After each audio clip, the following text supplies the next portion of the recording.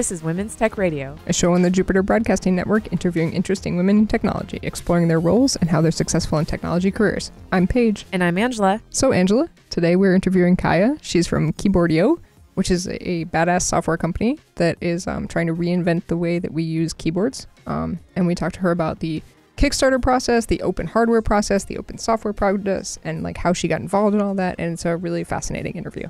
And before we get into that interview, I just want to mention that you can support Women's Tech Radio by going to patreon.com/today.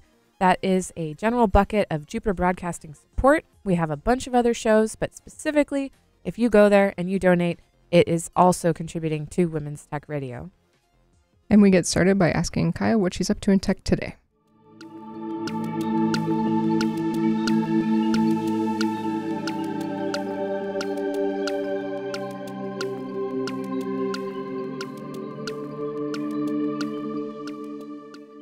I'm Kaia Decker, and I'm currently the co-founder and CEO of a company called Keyboardio. We make premium ergonomic keyboards that are also open hardware, so they're super hackable. We give you the firmware source, we give you schematics for the electronics, and still we're selling it fully assembled as a finished product, but at the same time, it's also open hardware. So if you want to open it up and hack it, you can. So open hardware keyboard, like how did you get there? So my co-founder, who's also my husband, had really bad wrists and cubital tunnel, like a repetitive stress injury from typing too much. He professionally had been a programmer for most of his life and had tried out something like, 20 or 30 different ergonomic keyboards, and none of them were really working for him. And so he started out as sort of a hobby project, trying to build his own that would be tailored specifically to him, and have a working keyboard that wouldn't make his wrists hurt too much. And he started sort of spending more time on this. And I was just getting out of business school and was trying to kind of what I wanted to do next. I knew I didn't want to go back to the companies that I had worked at before, and thought, hey, we might be able to like spin this into a business. And keyboards in particular were really interesting to me, mostly from a kind of blank slate design perspective, where it's this thing that most of us are using for, 8 hours plus almost every day, that we literally have our hands on every day. It's a very sort of intimate, long-lasting relationship with an object, but it's not something that had seen a lot of design or really thought put into the design. Innovation, yeah. It's, the basic keyboard design, like it's based on what a typewriter looked like in the 19th century, which was based on how you could build something in the 19th century. And, the technology has come a lot farther. Our understanding of what makes for good design has come a lot farther. There's no reason not to make something that would be better. So I was really attracted to the idea of being able to rethink, this tool that we use all the time. And, what would it be like if you were to start over a little bit? And we ended up with something, it's a little weird, a little different. So the materials are different. We have an enclosure kind of made out of wood as opposed to plastic or aluminum. The shape is really different. It's based around originally research on different hand shapes and what keys people can reach easily, and then iterated, probably 24 times before we ended up where we are today. And it's fully programmable. So it's trying to be a little bit smarter as a piece of hardware as opposed to just sort of a dumb input device. Right. And, specifically, like one of the first things I pick up when I see your keyboard is that it's the left and the right hand are separated. They're broken in the middle, like if that makes sense. Mm-hmm. And we've seen Microsoft put out a keyboard like that. But what they did is they took a standard keyboard and just broke it in half, essentially, and moved it at an angle. Whereas yours, the actual keys are placed differently, with more focus on thumb work than any other keyboard that I've seen.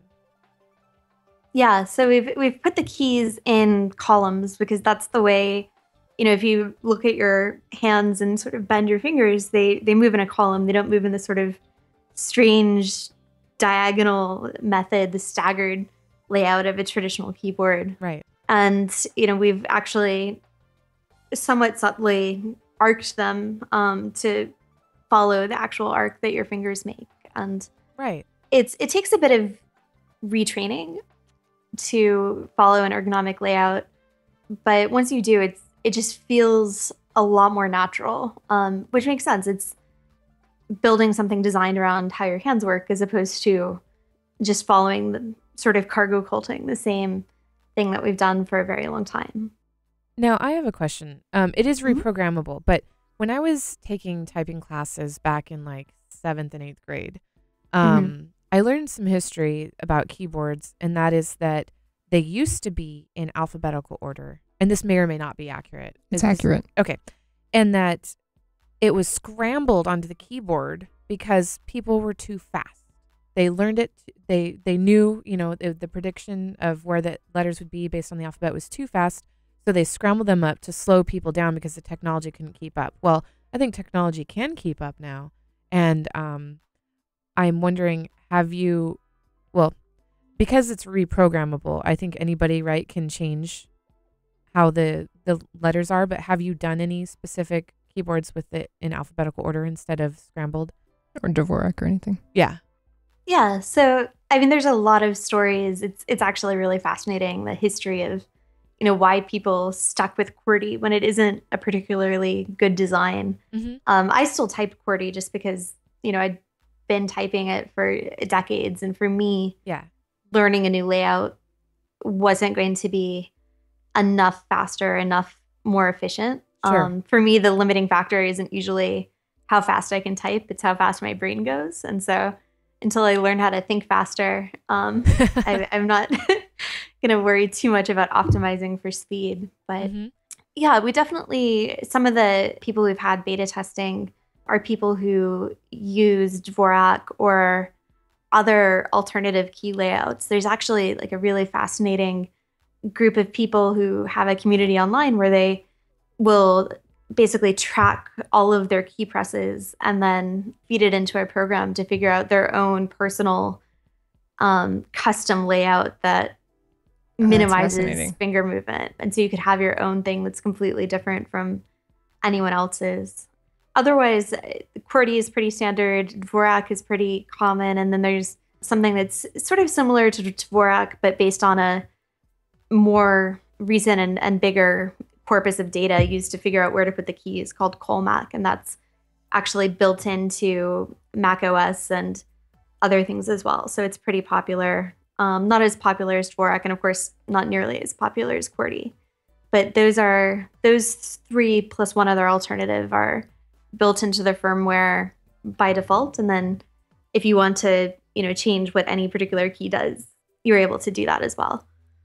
Now, if I go to keyboard.io, there is a lot of information on here and it shows the keyboard, but I'm wondering, what I don't see is, or are you planning to put out a 10 key?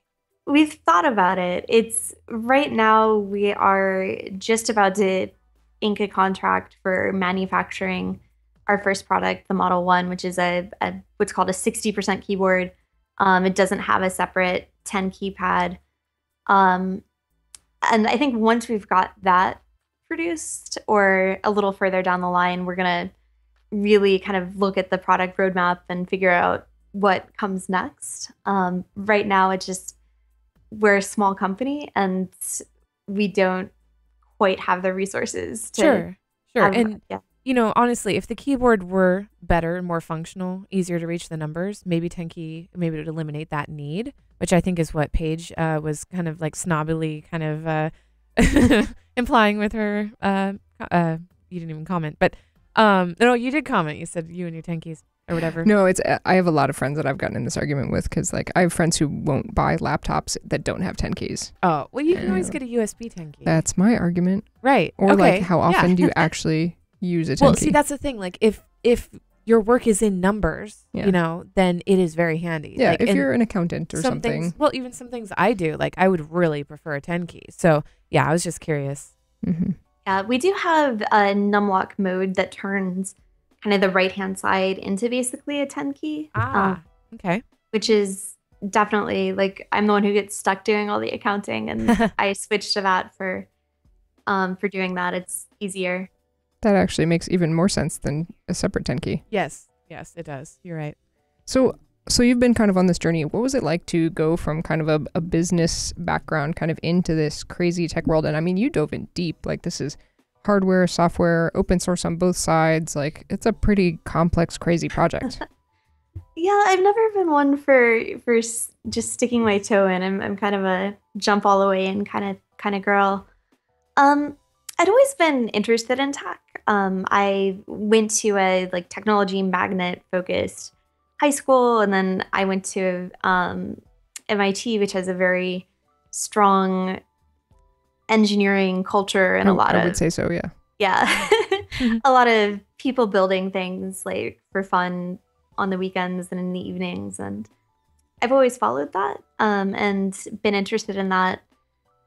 I ended up sort of in business almost somewhat accidentally. Like I'd been a physics major in undergrad and thought that, I'd been sort of pushed that way by teachers and so on. And I thought, okay, this is what I'll do as a career. And then I had sort of realized junior year that I didn't have the type of mind that works really well doing physics research, and two, I didn't really have the temperament to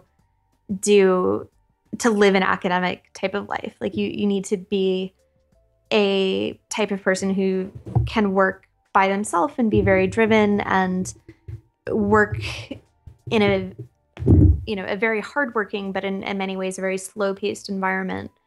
And that just wasn't, I'd realized by that time that wasn't the kind of environment where I did my best work or where I was happiest. I prefer working with other people, like things that are much more fast-paced, even if you're working on something that's not, as fundamental as understanding new things about the universe. I'm just happier when I'm working on fast-paced things with a lot of different people to bounce ideas off of and to learn from. And so I kind of pivoted, I guess, into doing then technology investment banking, which was paid very well, but I sort of left as soon as I got my first bonus check, and then management consulting for a while, and then software marketing for ending up doing this. And it's interesting. Like there's definitely things that you get used to when you're working for large companies or on behalf of large companies that just don't apply in the startup world, where you have to learn to get by with a lot fewer resources when you're a startup. And there's no one a lot of times where you can go out and, find the person in such and such department who knows about something, because you are the such and such department. You're every department.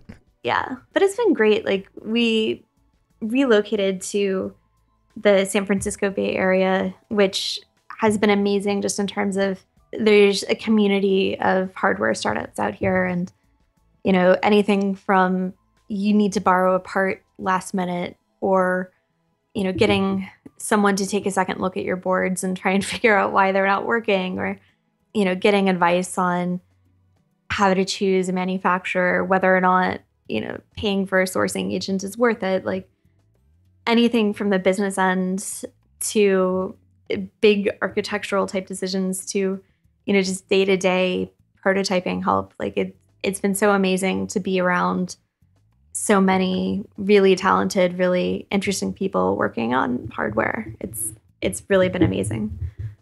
Yeah, that's really neat that like the community would still play such a role. You would think hardware is so much more of a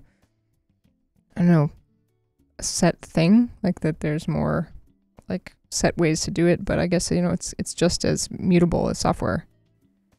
Yeah, it's much more so now than it was 20 years ago, or even 5 or 10 years ago. And I think it's still shaking out a little bit. Historically at least, like hardware was something that took huge investment and had very low returns, and was something that you you could only do if you were a big company or had a lot of money. And the prototyping phase of things has gotten so much easier, with it being very accessible to have rapid prototyping technologies like 3D printing or laser cutters and CNC mills and so on being much more accessible due to things like Tech Shop or hacker spaces where they have these machines available and let people from the community access them, to, things like Arduino or Teensy or other microcontrollers and environments where, the first bit of the embedded programming is done for you. And so you don't have to really start from scratch. You can hook together things and do a quick prototype without having to put in quite as much of an investment as you used to. And, things like DigiKey or Adafruit where, being able to access, I need 10 of a part is very easy and affordable now. And you don't have to buy, an entire reel of a component to get it. You can find pretty much any component you want and order it in pretty much any quantity that you want. So the prototyping phase is a lot easier. Yeah, it's like we're finally catching up with hardware where we've been with software for a long time. Like we're building these hardware frameworks almost that kind of piece together in a way that makes things fast and easy and accessible. Like, I've seen so many things around Portland or other places where it's like, hey, come over and work on Arduinos for the day. And like, just seeing like little kids up to big adults like playing with hardware for the first time is really fascinating. Yeah, and it's amazing. I mean, that's one of the reasons we wanted to make our product open source, was that getting people like the moment whenever you have a programming language that you're learning and you get Hello World to work, and when it's like your first time programming anything, it's a really magical feeling with like, I got the computer to do this thing. And when you do it in hardware, when you get a light pattern to flash up or do things like that, it's even more magical. It's a tangible piece of the world that you're controlling through the code that you're writing, and it's a really, really awesome feeling. Yeah, I totally agree. This winter I played with my Raspberry Pi and some relays for the first time, and like made some lights light up, and it was like as inspiring as Hello World is. This was like even more like whoa. Yeah, yeah, and I think the question for hardware is like the prototyping phase. Like we're finally catching up, and it's getting from your first working prototype into production, which is, obviously not something that every project wants. But if you're trying to build a company and build products, you do eventually have to make the change away from, 3D printing and, hooking things together like with cables to an Arduino and so on. You have to make a fundamental shift in the technologies you're using to move to even small scale mass production. And that's something where there's a bunch of different people trying to figure out how to make it easier and make it better. But it's still just very complicated that there's, not only do you have all these systems where the changes you make to, your electrical layout are going to make your actual physical hardware layout change. And, that involves, you might need to get mechanical engineering skill and electrical engineering skill and industrial design type of skill all involved just to make what seems like it should be a really small change, which, I mean, that's a hard problem. And then figuring out, well, what does that do when you take it into production? How does that change things? And very small changes can make very big changes and very big costs down the line, which is... Yeah, your margin for error is very small. Yeah.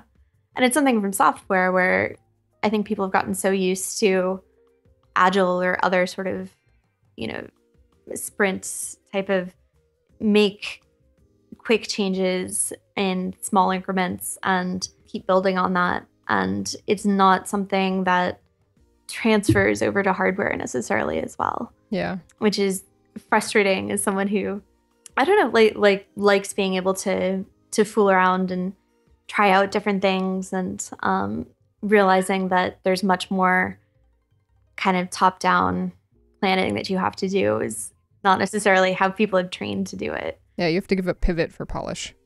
Yeah, that's a great way of putting it. So, in that vein, you guys ran an amazingly successful Kickstarter, originally reaching for a $120,000 goal. You hit 650. What was that like to go through? Yeah. What are some of the challenges that you've had afterwards or during? Like, can you talk to us a little bit about that? Sure. Yeah, it was an amazing experience on Kickstarter. Like, especially as the person who ends up being in charge of the business stuff, there's always the primary question in my mind before we did the Kickstarter is like, I think there's a market for this. Like, we've got a bunch of people on our mailing list. Like, people seem to think it's really interesting. But does anyone actually want this? Like, you don't really trust that people will want a product until they put in their credit card number. Yep. And so that was great. It sort of took this thing that I'd been worrying about for months, and sort of just eliminated it really quickly. It's like, yeah, there are a lot of people who kind of get what we're trying to do and see why we're trying to do it that way. And yeah, the whole Kickstarter experience was really cool. We did a cross-country road trip from Boston, where we'd used to live, to San Francisco, and stopped at maker spaces just about every day and did little meetups talking about, here's how you could build your own keyboard with the materials and tools that are in this maker space, and letting people put their hands on our product. Like, it's a somewhat weird and different product, and so being able to put your hands on it, actually see it, actually try it out, is the time when a lot of people sort of get it for the first time. And it was also kind of a great way, like, Kickstarters are, or any crowdfunding, it's a lot of work where you have people writing you every day and you have to manage, are you doing ads? And there's all this stuff you have to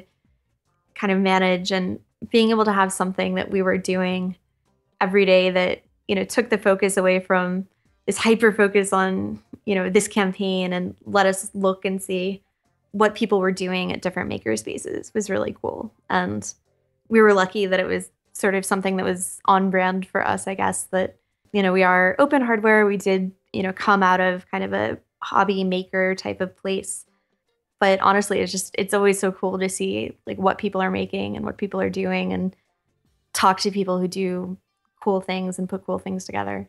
How big is your team? Is it just you and your husband and some 1099? Yeah, we've floated up and down. Like, we don't have quite enough work in any one discipline to have another full-time person coming on. But we have had in the past full-time contractors from, currently I think we have a friend of mine who's working on EE, and she's, I don't know, like, it'll be a couple of weeks contract probably. We're pretty close to being done with the electrical. And we've had people helping out with industrial design and mechanical as well at different points in the past. So I don't know, I think probably peak size would be like 5 people, and, sometimes it's just the 2 of us. So This is fascinating, like the very cool story. I don't know, I was wondering, so you said there's kind of embedded software for this. Is it, do you guys actually run an embedded, like, processor in the keyboard? Like, is there something it's actually running on, like Arduino or Linux or whatever? The chip is an Atmel chip. It's an ATmega 32U4, which is the same thing that's in an Arduino Leonardo. So it's not technically an Arduino because we're not buying a board from Arduino, but we're what they call at least Arduino at heart, where essentially what we've done is take the Arduino and squish it onto our own board and, made a couple little changes, but it's compatible with the Arduino developer environment. So right now, like, I can just pull up the Arduino IDE, use it to make changes to the firmware, and use that to flash the keyboard, which is cool. Like, when we were trying to decide what architecture to use, we'd actually originally been using something else and ended up switching over to this branch of Arduino, because you just, if you're going to have some kind of processor anyway, like why not pick one that has this huge ecosystem of other people, writing code and making devices that are compatible with it. So yeah, that makes total sense. I mean, making that approachable is huge. Yeah. So just one final question for you before we get out of here. I would say, I have two actually. First, I would love to know what you work in day to day for tools. I love to know other people's stacks. Like what kind of tools are you using? You mentioned the Arduino IDE. Is there anything else that kind of keeps you going day to day? Especially I'm always interested in the business stack because I don't touch that most of the time. We do, I guess, sort of a mix of ad hoc tools and otherwise available tools. I would say the most important tool that we use is Slack, which I'm sure you hear a lot. It's great for communication, both within our team, with investors and contractors. And I think that might have actually been one of the first, you might be the first person to bring Slack up on the show. Oh, okay. Well, it's a great tool. I'm happy to evangelize about it. It's a team communication tool, and it's an example of really good design where it sort of sets the norms for communication being friendly and kind of fun, but also very easy to... It's designed by the team that had made Flickr back in the day, or a lot of the same team anyway. And it's really software sort of made with love. Yeah, it's a fantastic tool. I'm in Slack every day, and I agree. I think it's interesting because in my mind, like as a super old nerd, it's like IRC with user friendliness. Yes. But super useful. Yeah. We use Hackpad for a lot of other things that don't quite fit into Slack in terms of communication. So daily to-do lists. We've tried out probably most of the tools that are out there, like Trello and so on, for keeping track of things and product management type tools. Mm-hmm. And every time we sort of just end up reverting back to Excel or Google Sheets, in terms of they don't add enough, the complexity that they add doesn't add enough value to be worth it.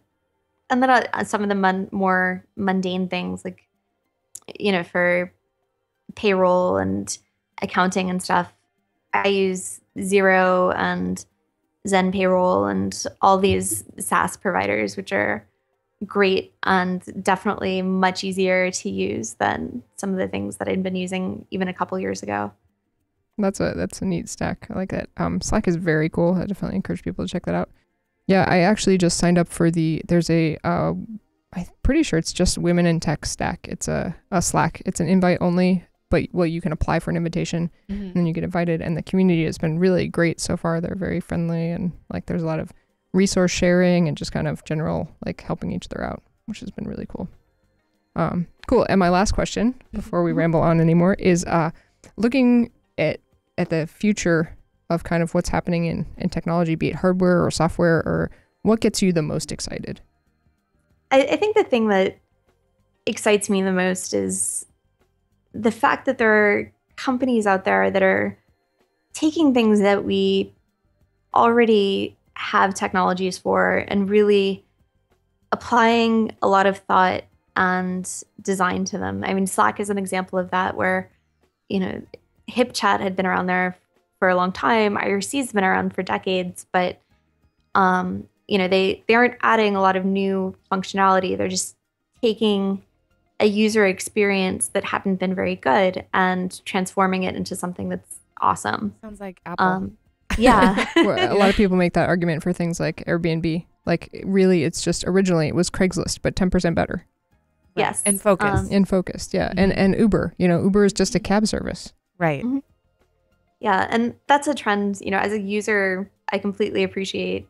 And it's starting to come into more enterprise tools as well. Like we just put in a pre-order for a Glowforge, which is a laser cutter, which, is something that it's a great tool to have, but traditionally it costs $10,000 and you ended up spending about a third to a half of your time with it trying to fix problems with different issues with it. And,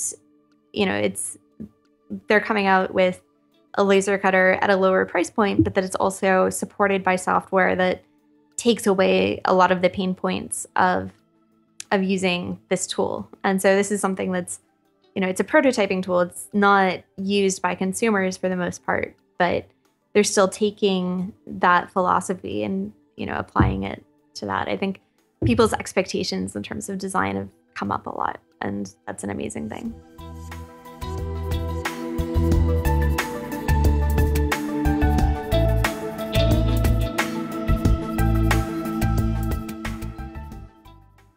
Thank you for listening to this episode of Women's Tech Radio. Remember, you can go to jupiterbroadcasting.com for the show notes, as well as a full transcription, and you can find us on Twitter at HeyWTR. We'd love to hear what you think about the show. If you'd like to tell us, you can use the contact form on the website or email us at WTR@jupiterbroadcasting.com. You can also follow us on Twitter at HeyWTR. Thanks for listening.